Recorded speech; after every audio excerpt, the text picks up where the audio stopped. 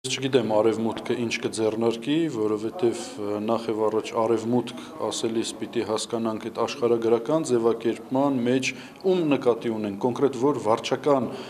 միավորներին, որ պետություններին նկատի ունենք, այդ ժամանակ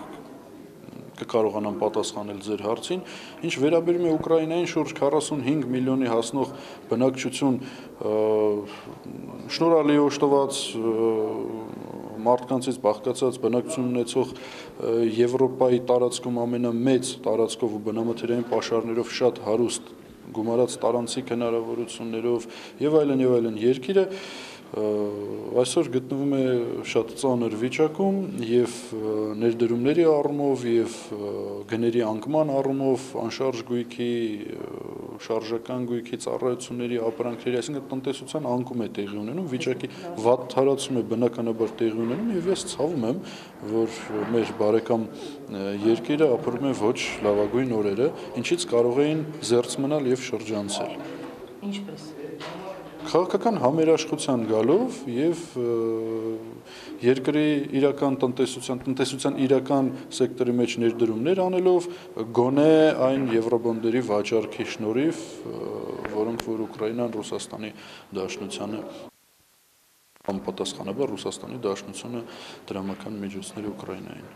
Այսինքն կոնկրետ եթե հաշվի առնենք երեկվա դեպքերը, սպանությունները, զոհերը, այսինքն դրանք միայն տնտեսական հետևանքի են բերում, թե ոչ, ընդհանուր վիճակն է բերում տնտեսական անկմանը։ Առհասարակ ապակայունացումը բոլոր բացասական հետևանքները առաջացնում է պետության մեջ, ինչ տեղի ունեցավ վերջին օրերին, պիտի անպայման ընդգծեմ, ես տեսնում եմ, դա իմ անձնական սուբյեկտիվ կարծիքն է, բայց այնքանով որքանով նկատում եմ քաղաքական ուժերի դերակատարման պասիվություն, որոշ պահերին նույնիսկ զրոյացում եւ առանձին աղանդների ազգայնական կազմակերպությունների, օրինակ զոր օրինակ երեկվա դեպքերը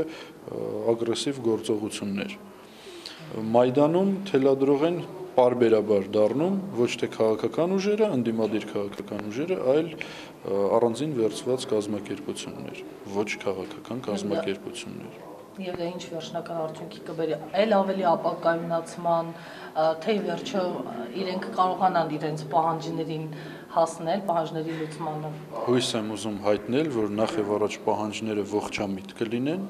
եւ երկրորդ, որ համերաշխությունը Ուկրաինայում կտիրի։ Շնորհակալ եմ շատ ձեզ։